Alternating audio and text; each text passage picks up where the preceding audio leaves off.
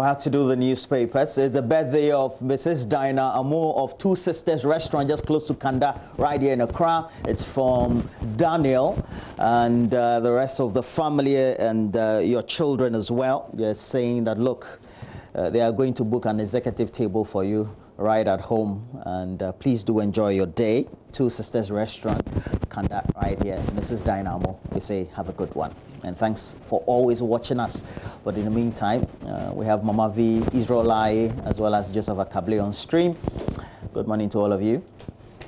Good morning, Roland Walker. Hello, Izzy. Hi. Good morning, Mama V. Yeah. Oh, so, that's this morning I woke up a bit. Yeah, the spectacle is gone. Yeah, that's it. I think you're more familiar this way. Looking as fresh as you'd expect me to. Yeah. And Joseph Akable, why are you wearing the mask? Because unlike you guys, I'm in a relatively public place, and so I need to ensure that I'm safe. Okay. Safety first. You know, Yes, I absolutely. think I think sometimes Joseph behaves like a baby with sharp teeth. Sometimes your responses shall be careful. Well, is that offensive? I didn't think so. I know. Okay, guys, it's a Thursday, and we have to run through the newspapers. So I'll be doing the Daily Graphic newspaper. Izzy, what papers would you be taking us through? I'll be taking the Ghanaian Times. Thank you. Thank you. Joseph? So I'll take you through the Daily Dispatch as well as that of the Finder as well, the Business Finder. Okay. Okay. All right. So we'll start with Mama V right here.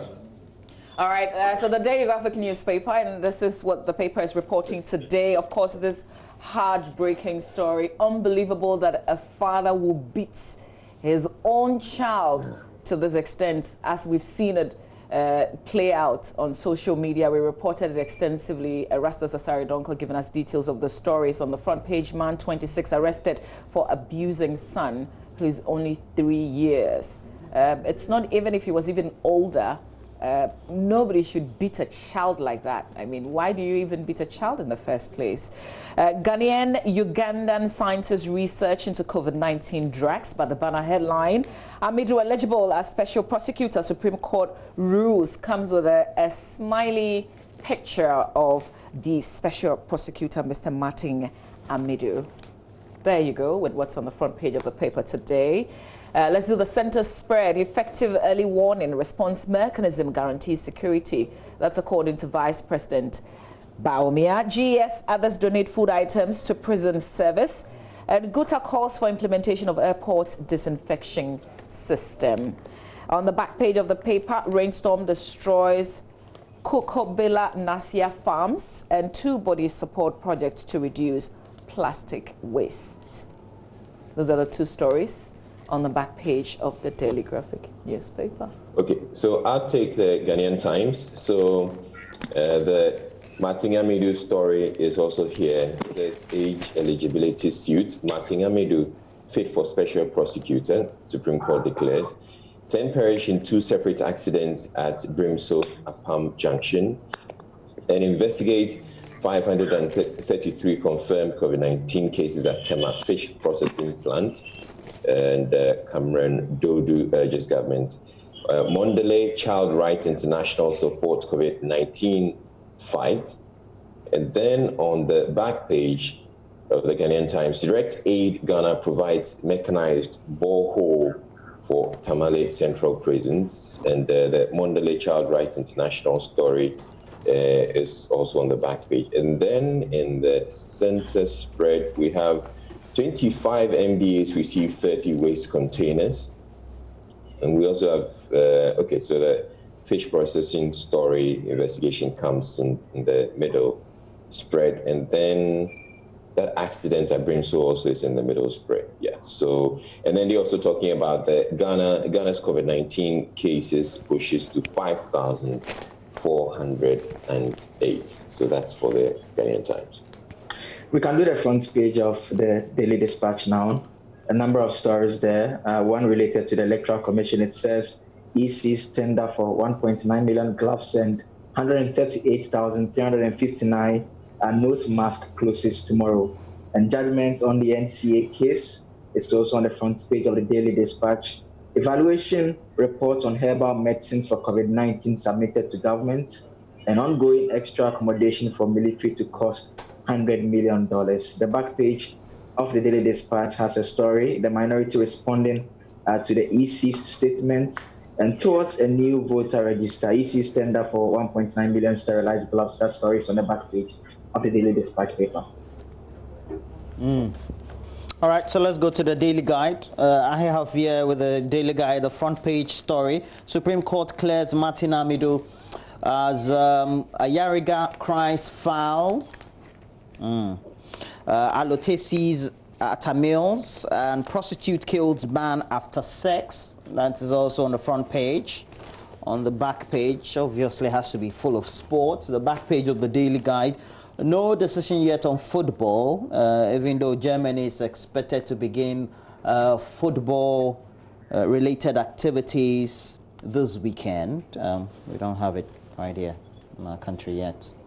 Yeah, it's very much understandable. Duncan can point out my wrongs. Now, FA drags FIFA to court over Chelsea ban. I'm not talking the Ghana FA, the Football Association of England.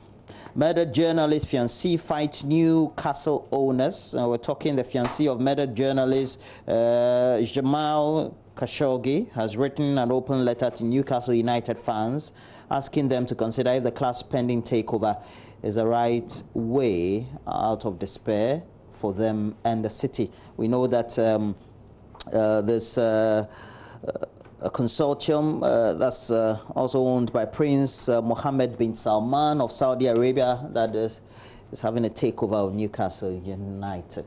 And of course, after that takeover, for those who love football, Newcastle United will become one of the football forces to be reckoned with in England. All right. Okay, so we do have the statement also about Martin Amidu and the rest of the story. Okay, any pick for any of us at all? Joseph, Israel, Mamavi, where do we want to start from? Oh, we've got Evans joining us. Hi there. Ah, Evans. Yes. Hey. How are you? I'm doing great. I watch you. I guess let me. I watch you on PM Express. I watch you on PM Express fully. I know you never slept. Very obvious. And you remember where I lived, so I mean, know, it takes right? a whole day, a whole 24 hours to get back to Okay, I think you have to stop making that excuse now. It's no excuse. You have no idea where some of us come from. So we don't want to hear that. Please. Well, I hold my horses on this one because I know where you live. It's I live in Timbuktu. You probably live in outer space. It's in Gao. Viewers don't want to know. Both of you live in the eastern region. I keep saying, even though it's in. I guess then let me go first. Let's start with the obvious story, the Martin Amidu story, which most of the papers do have.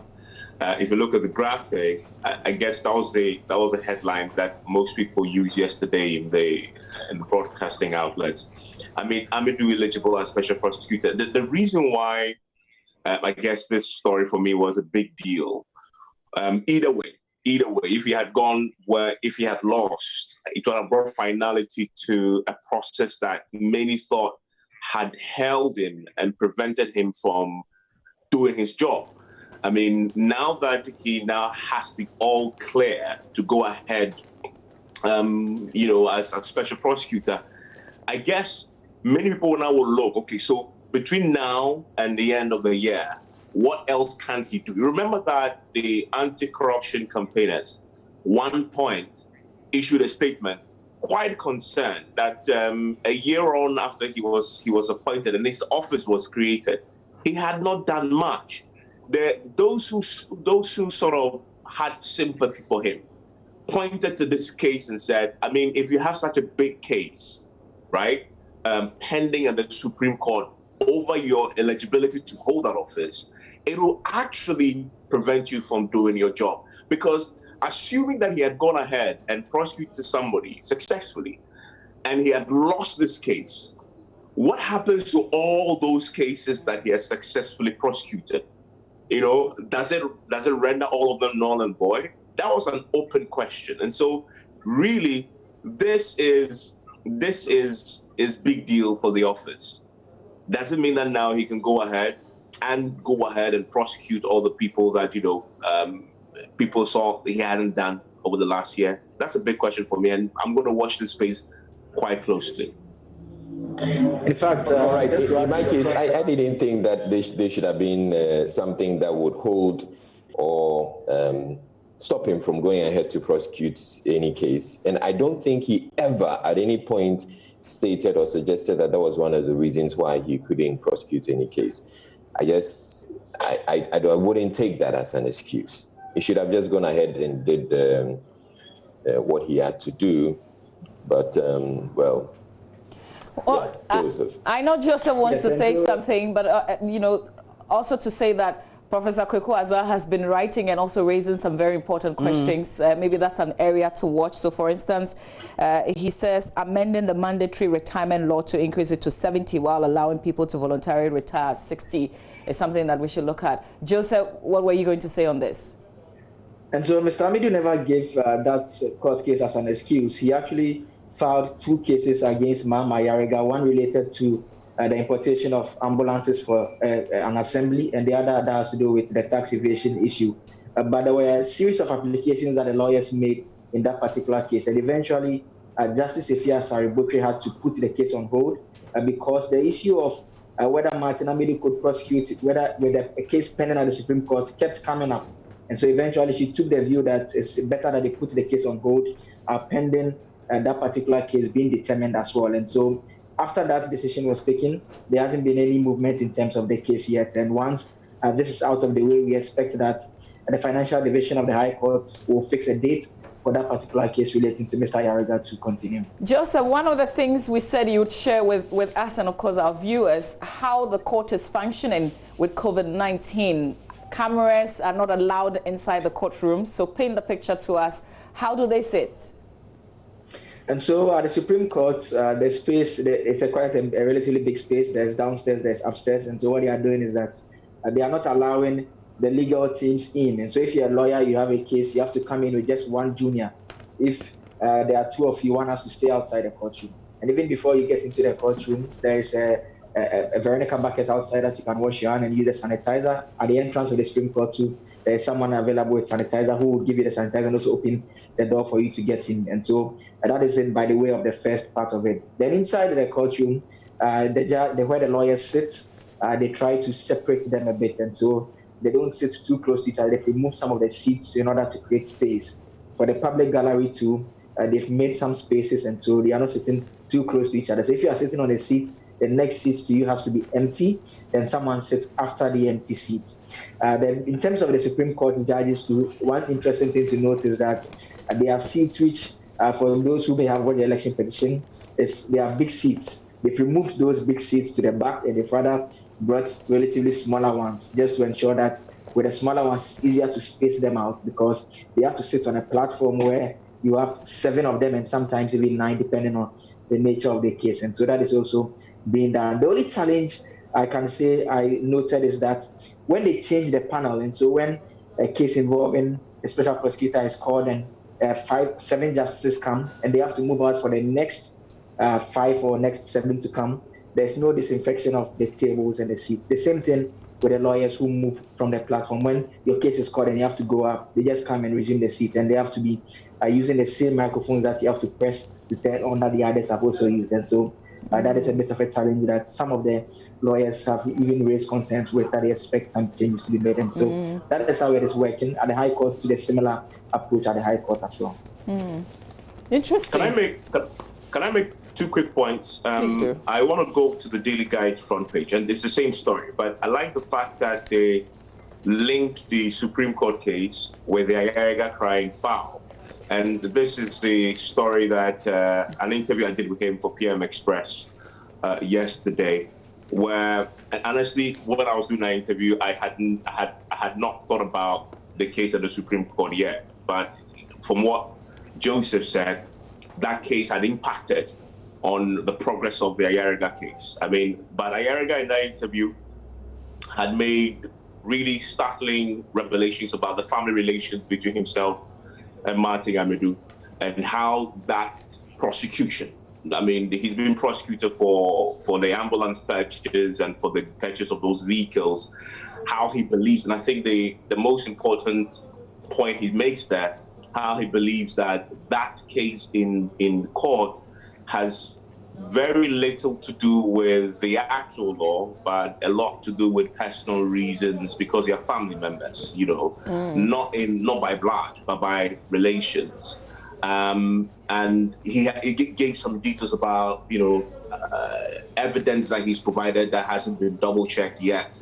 We'll see when this starts at the court, whether how the evidence he talks about plays out. But did anybody pay attention to Martin Amidu's daughter yesterday speaking for the first time, contradicting some of the things that Mahama Yariga said, that, you know, the children of Martin Amidu even sympathize with him against the dad? When he said it in the interview, I was a bit startled. And in the end, yet last night, the daughter comes out and says, that's not true. She's not even sat in this car before, and I've never had a conversation with him about the case that the father is prosecuting him for. Well, yeah, that was quite a revelation, because if you follow the interaction that you had with Mahama Yaraga, you get to find that he seemed to have been speaking from a familiar position, and we all do know the relationship that he had, and that contradiction also speaks as to where the children of Martin Amidu, the special prosecutor, are gravitating towards. So they're gravitating towards more of their father than their relation. And I'm thinking perhaps maybe the Member of Parliament doesn't have a very good relationship with the children as well.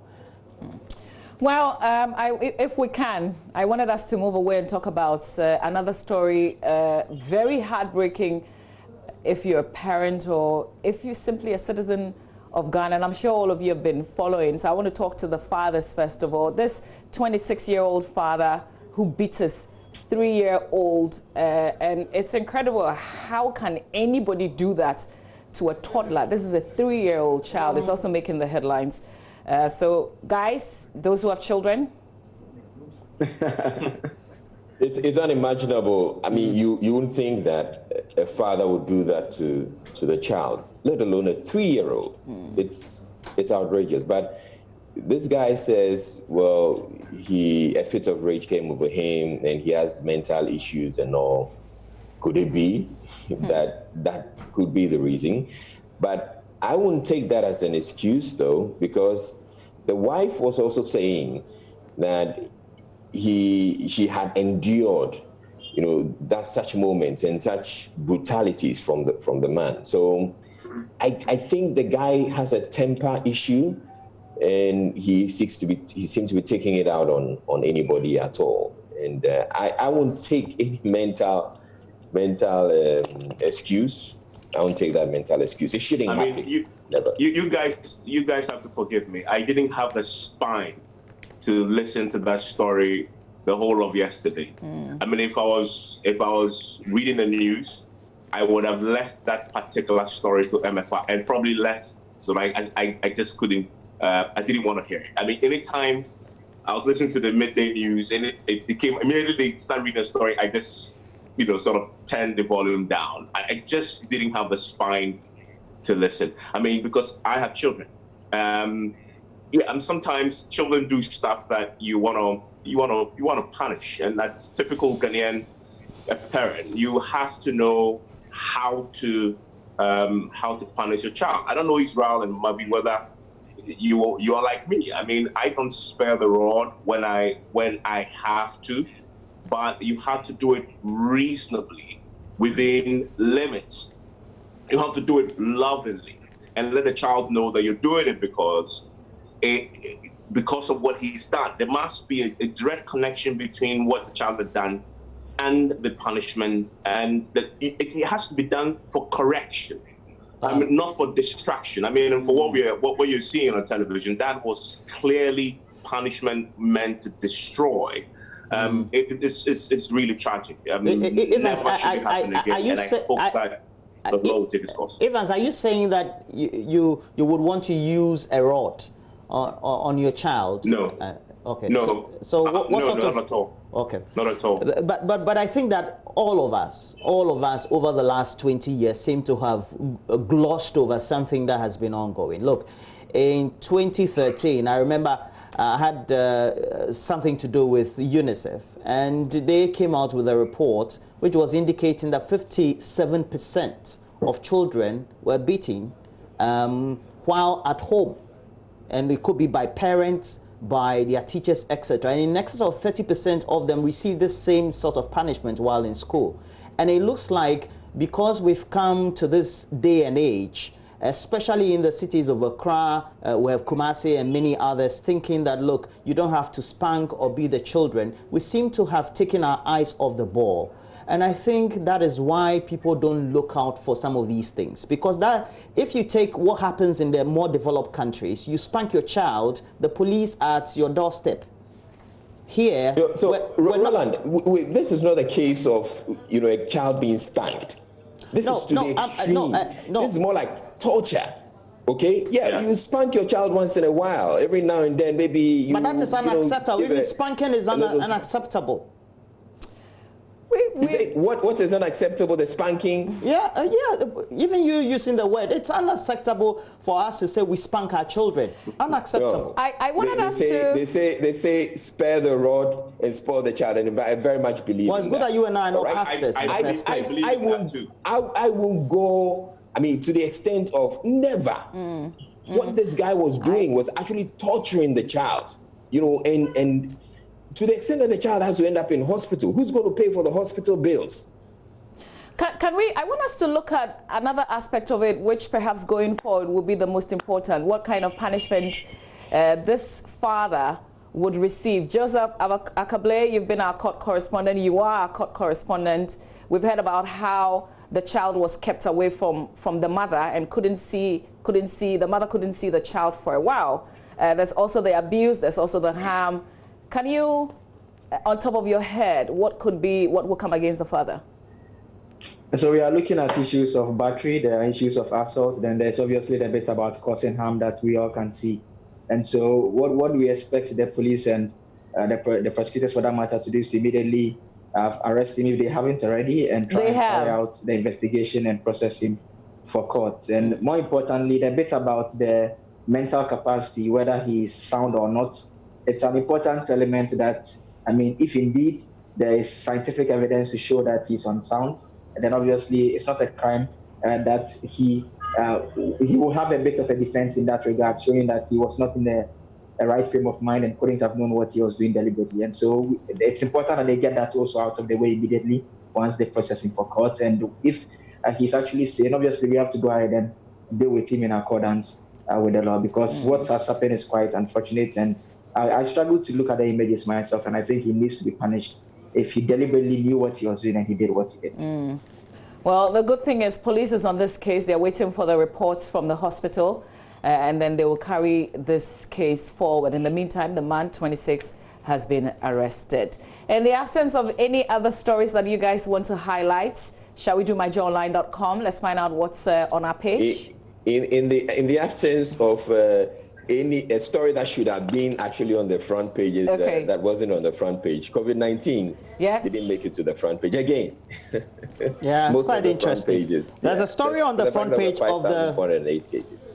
There's a story on the front page of the Daily Dispatch. I'm thinking that also leads to the bigger conversation I know we're going to have about the Electoral Commission. It's titled, Towards a New Voters Register, EC's tender for 1.9 million sterilized gloves and then reusable nose masks and hand sanitizers is ending tomorrow.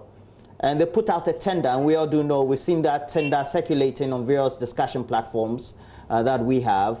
And it points to a certain direction that the Electoral Commission says it's going. They are preparing these materials to make sure that personnel who will be employed for the registration exercise will indeed have them. And that registration is definitely coming off. Well, the WHO has warned that coronavirus may never go away. We've got to live with it. Evans Mensah, you're head of our political desk. Politics must continue. Electoral Commission must do its work. Absolutely. I mean, and the government was clear the last time that there's no other option other than holding elections on December 7th. And so that is going to happen. The question is the compilation of the voters register. Can we still have a credible, free and fair elections with the register that we already have, so that we don't have to do and compile a whole new voters register from the scratch? I guess for me, that's a big question going forward. The Electoral Commission seems to believe that you cannot have a free and fair elections with the current register. Many disagree with that, including the CDD. They believe what we can do, and which again the Constitution allows, is to simply clean the existing register, as in do a limited registration exercise and allow those who just turned 18 to register, and then do an exhibition exercise after that to take out ghost names, people who are dead, clean the voters register in essence, whilst after you've added on others, and then go ahead and use it for the 2020 elections. The elections will happen. Whether or not we should still do a voters register is one that we are still debating. Yeah. And the Electoral Commission's position is absolutely clear. Yeah, but is it with what Roland read, it means that they're going to go ahead? Yeah, it's clear that they want to go ahead. What I'd like to add is, yes, you may want to, the EC may want to conduct the registration, but are people willing and prepared to step out there? Oh, they will. Because you know already people are concerned about COVID-19 and mixing with people and all that. So yes, the EC may want to do that, but are people willing, and will that affect the numbers that are going to go out there to register? And then for me, I'm also looking at the election itself. Are people, or will this COVID-19 impact turnout at the polls in December? Well, I think that the political parties are even one of the main vehicles through which people tend to register. So you can bet that they will definitely bust people and find ways and means by which they can get members. Again, if you're going to bus the people, social distancing, you can't pack so many people into a bus.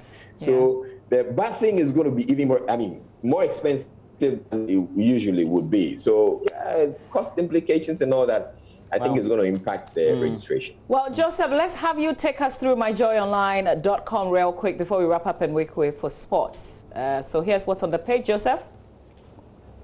So the British newspapers report a former actor is wanted in Ghana over Airbus bribery scandal. I believe that's a story that we are quite familiar with. Amidu's verdict doesn't endorse extended retirement age for public office holders. That's according to the Deputy Attorney General. And also drinking bars, night clubs remain closed. That's coming from the Ministry of Tourism. There's a playback of PM Express, very interesting discussion yesterday. Those who are watching could just click on that link and watch the perspectives that were shared on that particular platform. And SHS heads commend GES and Zoom Lion as disinfection exercise reaches Bono region. I mean, can I say something about this COVID-19 with the Ghana tourism thing? It's the way the communication has been handled. It's a total mess. I mean, you see the Ghana Tourism Authority issue a statement hours before that, all clear, bars, drinking spots, etc. On a lighter note, the Drunkers Association guy was on Newsline saying that the minute he heard it, he had gone to take his akpeteshie and he's enjoying himself. And then minutes later, I see the tourism ministry says, "Oh no, that's not what is going to happen." Hold on. I mean, what is this? Yeah, it's a total mess. We need at this time. And it's a total mess. And I have to say that kudos to the government COVID team for the way they've been briefing us. And I've always held this position that what is communicated at the top is not followed through by way of what needs to be done in the communities. And it's really the sort of miscommunication that seemed to be ongoing in relation to how we're managing this COVID. Because we're saying people should wear masks, etc. at the top, and it's not happening down. And it's the same thing. People will go back to the drinking bars, etc., and the infections continue. Easy, you've got 30 seconds to comment on it. Same with you, Joseph, before we go. Well, I would have wanted to give that to you, Mama V, because I'm told that there's some gap in the law which allows the drinking bars to operate. Well, I'm not sure. Joseph can help us because the president was clear with the drinking bars. It was one of the the mentions in that EI. The president was clear, but apparently in the law. Joseph. Yes, and so what is a bit confusing, even beyond the bit about this truth, and I wonder why this directive, if it was even supposed to be implemented, didn't come directly from the presidency, and it has to take the tourism authority, especially when the president had clearly announced that this was still in force, and the tourism authority came out to speak on this particular matter. The other issue that some lawyers are also raising is to whether the ministry can overturn the decision of an authority. When it used to be an agency under the ministry, but this time around it's an authority following the changes they made. And so all these are issues that we understand that the Ministry of Information, the press conference will be having in a few minutes' time this morning, will be addressing those concerns. But we do know that the authorities operate with the ministry having oversight, I think. In the meantime, the Tourism Authority has actually issued statement to these outfits, to the hotels, at least I know. So how confusing this whole thing will play out, we'll see. But thank you, gentlemen, for helping us with the review, really. You're welcome. All right. Thank you. And you have a good day. Enjoy working from home, Easy. I envy you. The rest of you see it on the other side. Sometimes it gets boring, you know. I mean, sometimes I want to come to the office and look at you. Oh gosh. Israelite. Didn't see that coming. Israelite. Enjoy the rest of the day, guys. Bobby, that's Bobby lying. All right, we've got sports coming your way. Have a good day, all of you. Benedict is up next. Stay with us.